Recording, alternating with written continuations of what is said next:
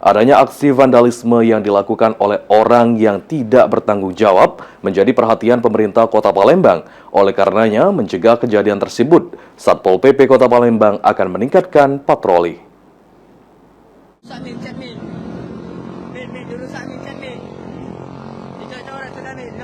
Aksi vandalisme oleh orang tidak bertanggung jawab yang terjadi di Kota Palembang dalam beberapa waktu terakhir menjadi sorotan berbagai pihak.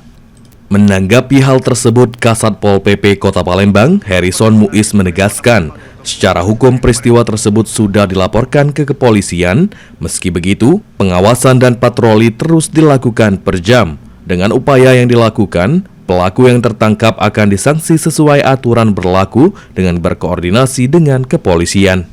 Menurut Harrison, tidak hanya mural Piala Wali Kota Palembang yang menjadi korban vandalisme, namun juga sejumlah titik lainnya, seperti Simpang DPRD Sumatera Selatan, Simpang Jalan Merdeka, dan di kawasan Kamboja Palembang.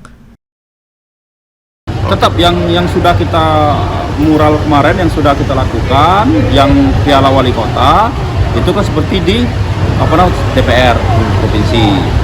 Terus di Simpang Jalan Merdeka yang di rutan wanita yang di Merdeka.